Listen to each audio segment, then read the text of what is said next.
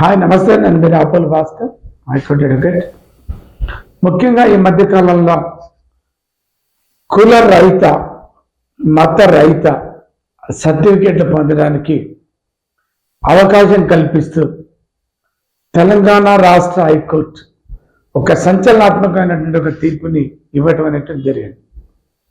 ఒక జంట సందర్భ స్వరూప అనేటువంటి ఒక మహిళ, ఆమె ఒక మతానికి సంబంధించినటువంటి వ్యక్తి మరొక మతానికి సంబంధించినటువంటి వ్యక్తిని లవ్ చేసి పెళ్లి చేసుకోవడం అనేది జరిగింది. అయితే తమకు పుట్టినటువంటి పిల్లలకి ఏ కులం అంటగట్టొద్దు, ఏ మతం అంటగట్టొద్దు అనేటువంటి ఒక కోరిక ఆమె యొక్క ఆశ. అయితే కులరహితమైనటువంటి సర్టిఫికేట్ కోసం మతరహితమైనటువంటి సర్టిఫికేట్ ఇవ్వాలని ఆమె ఒక దరఖాస్తు పెట్టింది పిల్లలకి. అయితే సంబంధిత అధికారులు ఏదో కులం ఉండాల్సిందే, ఏదో మతం ఉండాల్సిందే, కులరహిత మతరహిత సర్టిఫికెట్లు ఇవ్వటం జారీ చేయటం సాధ్యం కాదు అని ఆమె యొక్క దరఖాస్తుని తిరస్కరించడం అనేటువంటి జరిగింది. ఏం చేయాలి? నా కొడుకు ఏ కులం అంటగట్టొద్దు, ఏ మతానికి సంబంధించినటువంటి వ్యక్తి కాదు, కులరహిత మనిషి మతరహిత మనిషి అనేటటువంటిది మాత్రమే నా పిల్లలకు ఉండాలనేది ఆమె యొక్క ఆలోచన.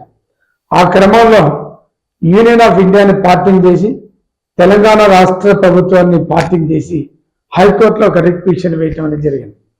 దాన్ని పరిశీలించినటువంటి గౌరవ న్యాయస్థానం కులరహిత మతరహిత వ్యక్తుల కోసం బర్త్ సర్టిఫికెట్ దరఖాస్తులో ప్రత్యేకమైనటువంటి ఒక స్థానం కాలం ఉండాలని దాన్ని పెట్టాలని చెప్పేసి తెలంగాణ హైకోర్టు ఒక సంచలనాత్మకమైనటువంటి ఒక మా తీర్పుని ఇవ్వటం అనేది జరిగింది.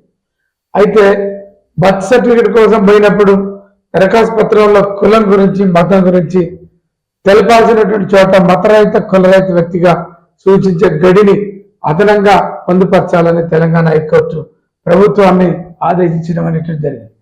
Sanjay Swaroopa and others Union of India representative by public Ministry of Human Resource Development అనేటటువంటి రిట్ పిటిషన్లో రిట్ పిటిషన్ నెంబర్ 27398 బై 2021 అనేటటువంటి రిట్లో ప్రభుత్వం తమకు పుట్టినటువంటి బిడ్డలు ఏ మతానికి ఏ కులానికి చెందిన వ్యక్తిగా పేర్కొనేందుకు దరఖాస్తు ఫారంలో తగిన ఏర్పాటు చేయాలని జనన ధృవీకరణ పత్రం ఇప్పించాలని ఒక జంట హైకోర్టులో వేసిన కేసు ఇది.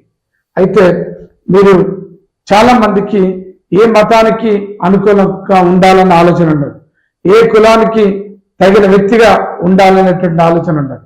ఇట్లాంటి వ్యక్తులకు ఒక మంచి అవకాశం కల్పించింది తెలంగాణ హైకోర్టు.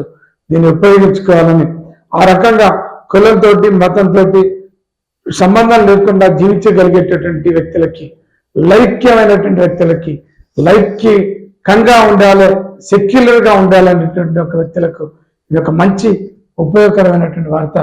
దీన్ని అందరూ కూడా ఉపయోగించుకోవాలని ఈ విషయం మీ అందరికీ అవగాహన కోసం మీ నోటీసులు పెడుతున్నాం. Thank you.